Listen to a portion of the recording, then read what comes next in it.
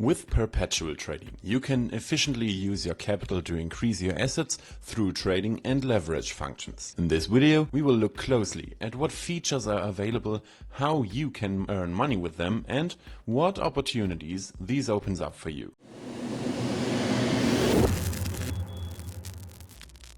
First, perpetual trading is a very complex topic, which is why we are dedicating this video entirely to this area to explain everything in detail. Some of you may know it already, but many may not. Perpetual trading offers many features that not only give you excellent opportunities, but also a platform to professionalize your actions. Perpetual trading is not just used for trading with your own capital. You can also use leverage to increase your capital to generate higher profits between trades. This brings us to the topic of leverage trading. Leverage trading allows you to multiply your own capital within a trade. A leverage is a factor by which you increase your capital. For example, if you use $1,000 with a leverage of 10, you are trading with $10,000 for that trade. You can choose which token or coin you want to use as collateral, that is, as the trading base and security, and you can multiply this capital using leverage. Leverages go up to 1001x. The maximum leverage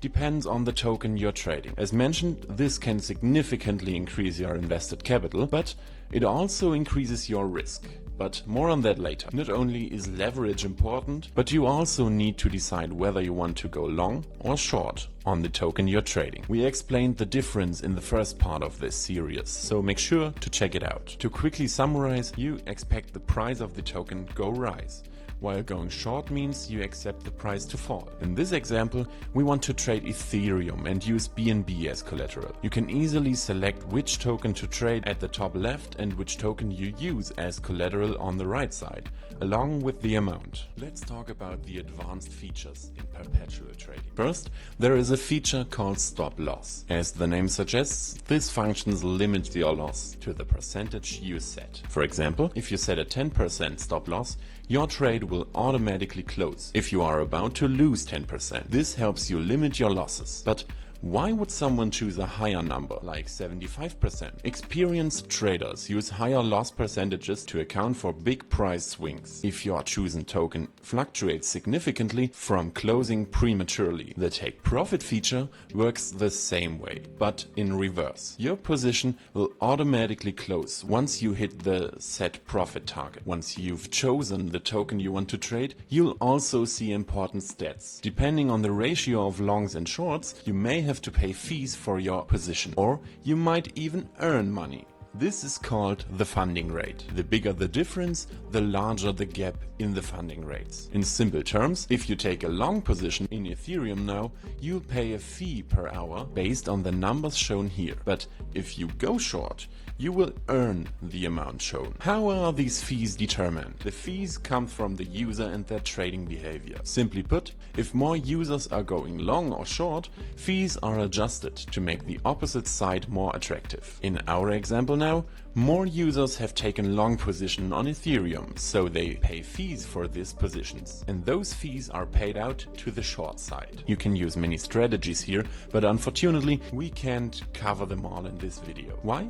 You'll find out in the relevant video. Now, let's place an order. Before we start, if you want to use leverage trading and not just swap your tokens, be sure you know what you're doing. The higher the leverage, the higher the risk of big losses or liquidation. For this example, we'll trade Ethereum. We select it from the top left. Next, we choose which token or coin we want to use as collateral, as this determines the dollar value of your leverage. More on that soon. For this example, I'll choose Ethereum as collateral from the list. Now, decide if you want to set a market or a limit order. To explain quickly, a market order is good when you want to trade at the current price. A limit order is for when you want the trade to happen at a specific price. Now I enter the amount I want to trade and the leverage I want to use. I'll show you this with a 2x leverage. You'll immediately see the numbers below change. Depending on whether I've set a market or limit order, you'll see different information. With a market order, you see the current value of your leverage trade. With a limit order, you also see the trigger price added to the other details. If you want more information on each section, hover your mouse over it and a tooltip will provide more details. The entry price shows exactly what it sounds like, the price you are entering at. There is a spread included as the order takes time to execute and the market still moves in the meantime. The liquidation price is crucial as it shows the price at which you will be liquidated. The liquidation threshold changes with the leverage you set. For example, if you set the leverage to 50x, you'll take a huge risk and the liquidation price will increase significantly. If this price is reached, your trade will automatically close and you will lose all your collateral. The fee at the bottom is something everyone pays and it goes directly to the platform or operator. It's charged in the token you use as collateral and is deducted when you open the trade. Once you're happy with all the details, approve the collateral token and place your order with the same button. But before you do, remember to set your stop loss and take profit as you prefer. Once your order is placed, you'll see the live stats of your trade in the table at the bottom of the website. This shows live data and you can see if you're in profit or loss. You can also see other important details. Additionally,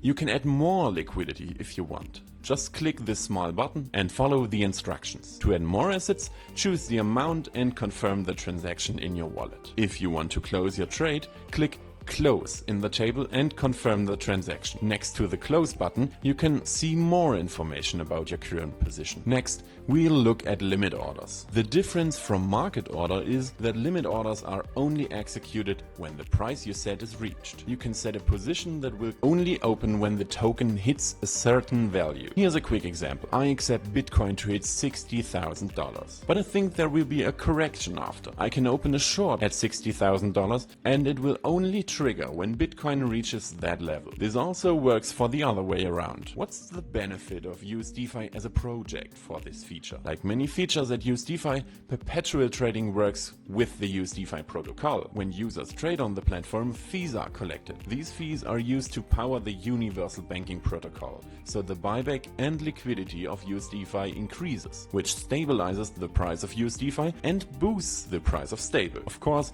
there are also more complex strategies you can use with perpetual trading, but we'll cover those in another video since they require a deeper look. That's all for today about perpetual trading. As always, feel free to leave a like and a comment if you enjoyed the video. Have a great day or evening, depending on when you're watching this video. Yours, Benjamin.